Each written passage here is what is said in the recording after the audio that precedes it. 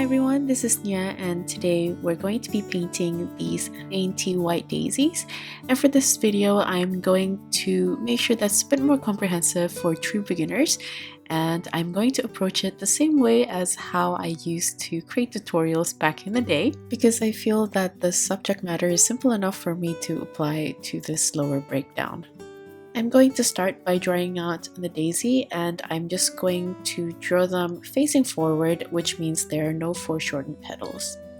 So I like to start from the center, and then I like to just radially draw on the petals.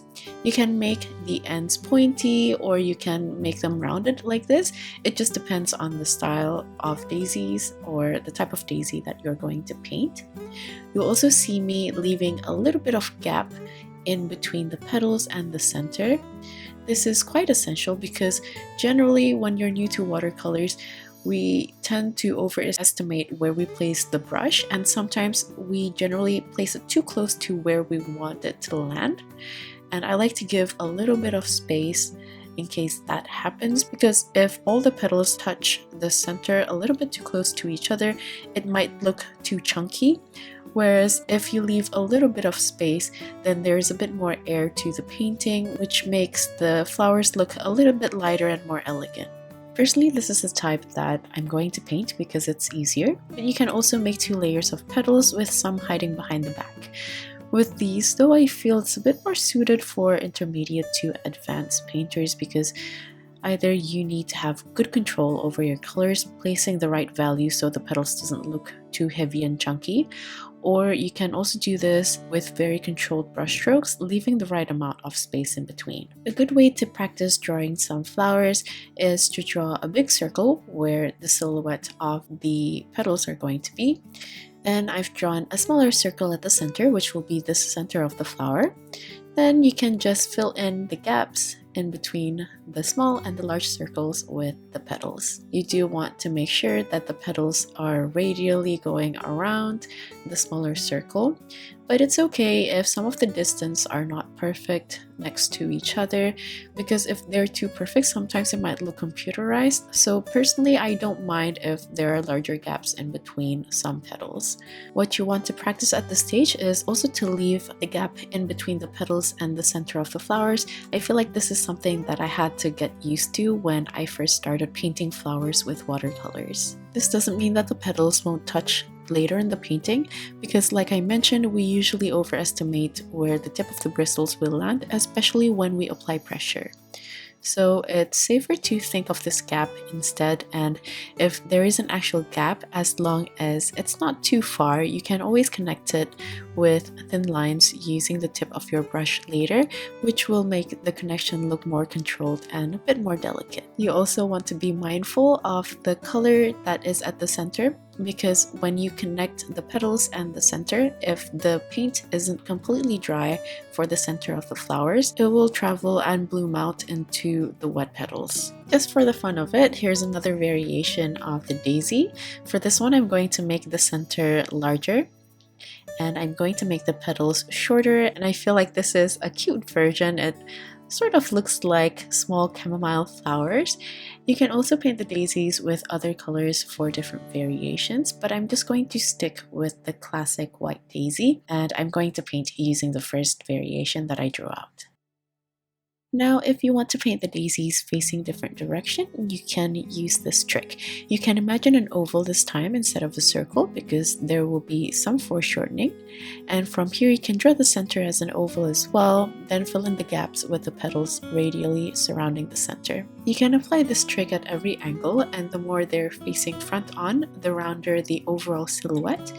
And the more to the side they are facing, the more flat the oval will become. Here, let me just show you an extreme angle. Sorry for almost being off frame. But this time when we're looking at it from an extreme angle, I want the oval for the center to still be fairly plump so it doesn't look flat. Instead, it looks three-dimensional. You can also curve some of the petals to make them a bit more lively and natural. Let me just draw another one facing upwards.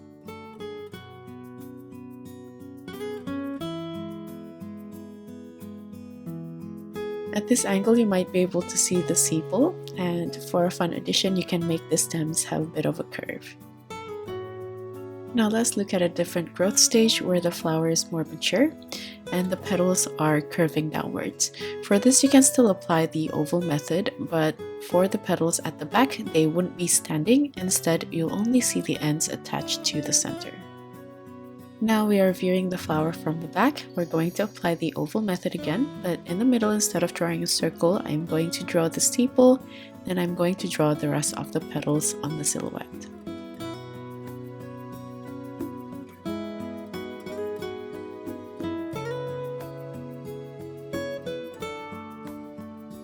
You can also add some flower buds to yours, and for this I'd like to just focus on the sepal and then I draw on the rest of the petals, but they're still facing upwards and they're fairly short. For an even younger flower bud, you can make the sepal smaller and only a few petals are showing.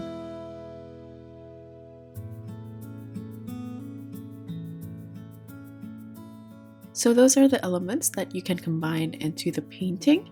Feel free to repeat and practice beforehand until you're comfortable with visualizing the shapes as you paint. Once you're comfortable, you can also sketch out a composition for ideas or go straight into painting.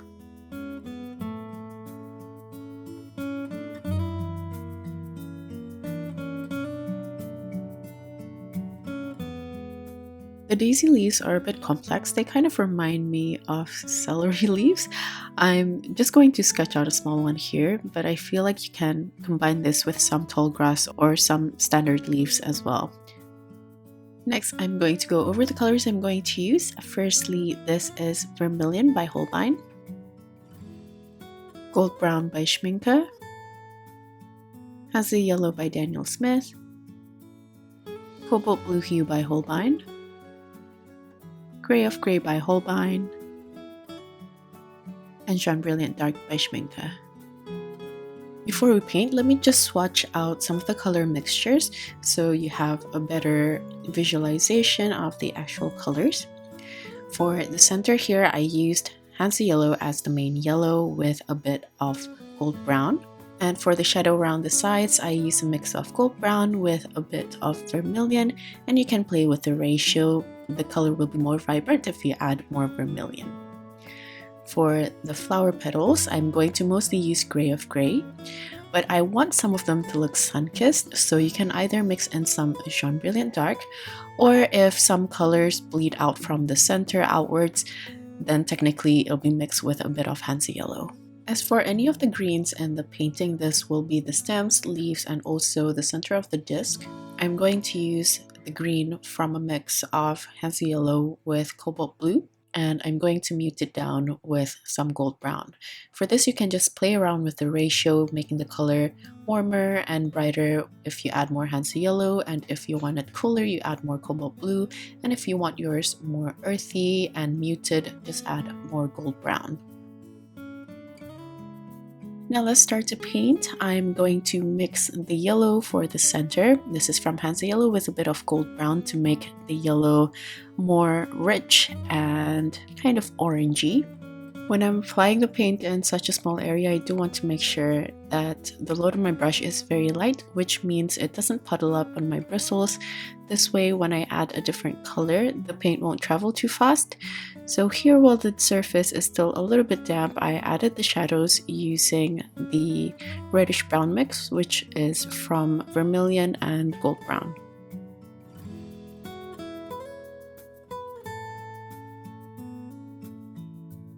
At the center, I'm just going to add a light yellow-green dot, and you can see that the paint doesn't travel too much because the surface is not overly damp. Now for the petals, I'm just going in straight with some Gray of Grey. As I'm painting the petals, I'm imagining that gap I mentioned before, and what I want to do is only touch the center ever so slightly. So after creating that gap, I'll just continue it down to the center with a really light touch using the tip of my brush. In between the bottom of the petals, you'll see a bit of gap because the bottom of the petals are thinner than the middle, and those gaps will help make the flowers look more delicate.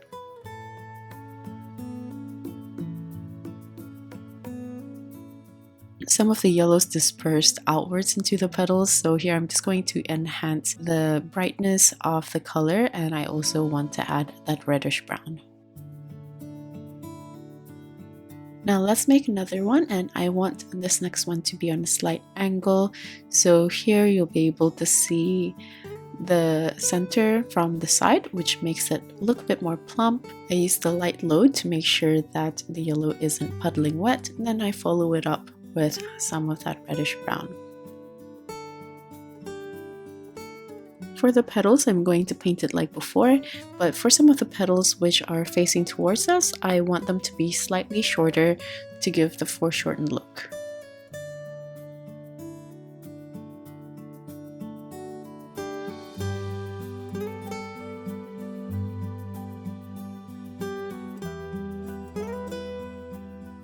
For this one, I feel like the center was a little bit more dry, so the yellow didn't travel into the petals. So here I'm going to introduce a bit of brightness by adding a touch of Jaune Brilliant Dark. This addition of Jaune Brilliant Dark, or a bit of yellow in the gray of gray, is optional. I just think that adding this variation of light yellow will make some of the petals look a bit sun-kissed or sunlit. But if it's too complex to do, you can just stick with the gray of gray and the painting will still work out well. Now for this one, I started with the sepal because we're going to be painting the flower facing the wrong way. And for the petals, I decided to start with some Jaune Brilliant Dark instead of the gray of gray.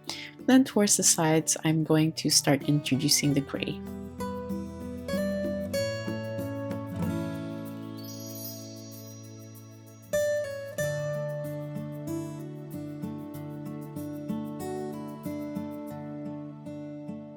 I quite like the look of the sepal showing, so I'm going to paint another one here.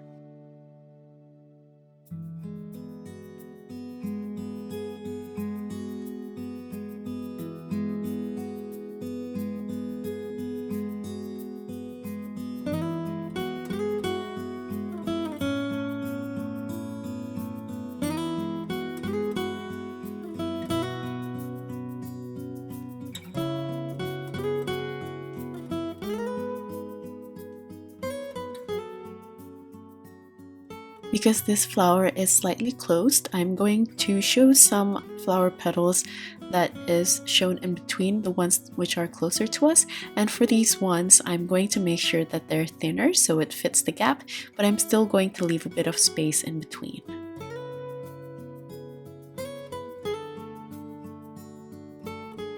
For this one, the center was still a little bit damp, and since I'm touching it with my wet paint, you can see some of the yellow traveling towards the petals, and I don't mind this. I actually like letting my colors flow lightly into each other.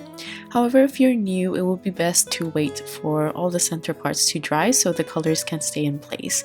Of course, you can try this approach as well, but you do have to make sure that the center isn't puddling wet, it's just slightly damp, because the yellow will travel too far and too fast if that's the case. And if this happens, you can just take off the excess with either a dry brush or with tissue.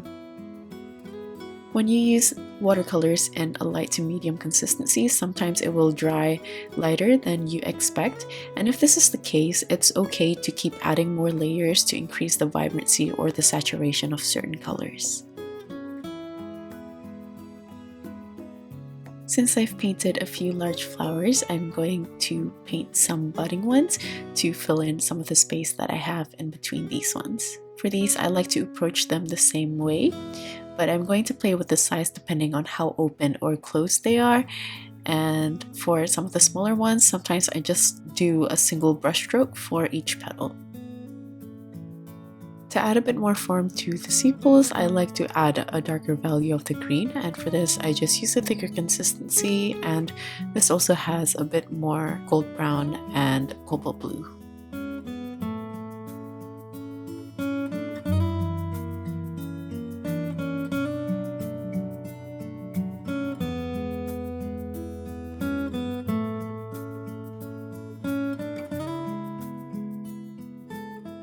I'm not sure if you noticed, but on my palette here, how I've mixed up the green is to have little sections.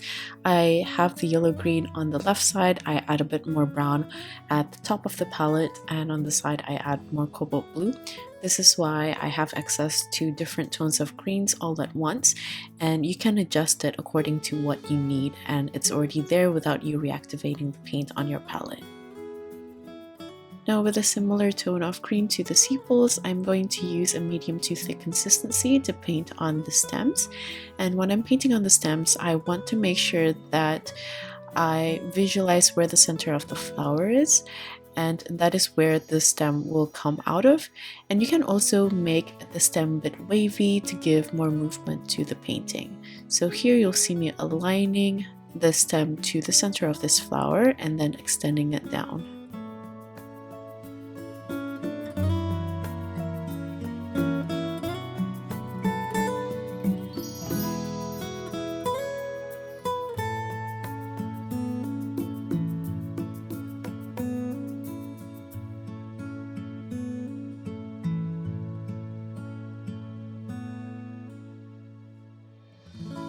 As I was painting the stem, I realized that the composition would look a bit weird if the stem on the left looks too long, so I decided to cover it up with another flower.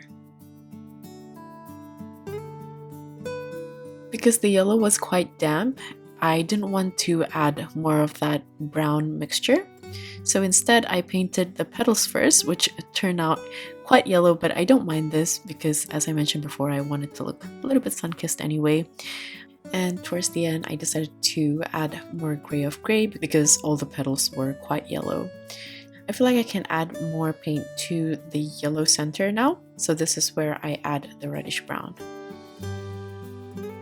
For some small sections, if some colors travel further than you want them to, you can always take off the excess using a clean dry brush.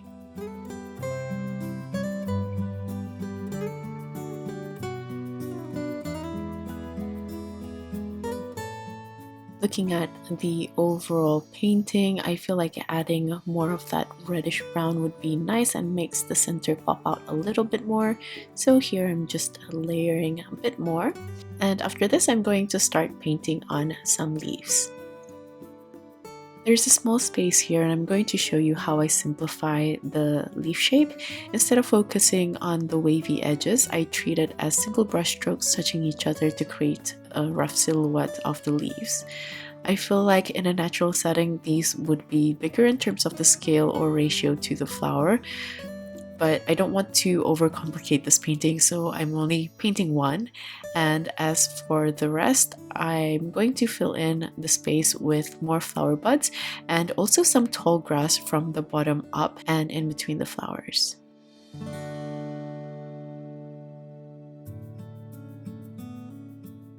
For fun, I also want to add some splatters using gray and some green at the bottom. I wasn't able to get some larger dots, so I decided to manually move the paint around for some of the splatters just to make it look a bit more visible and intentional. And since the colors are very wet, I'm going to take the excess paint off with tissue after some of the paint has seeped into the paper. Now for the rest of the space that I have, I'm going to paint the tall grass, and for this I want to take advantage of my brush pressure, putting a bit more pressure for thicker line weight and less pressure with the tip of my brush for finer and thinner lines. Once you're done with all the elements, you can make some final adjustments to increase the saturation or value of certain colors if you feel the need to.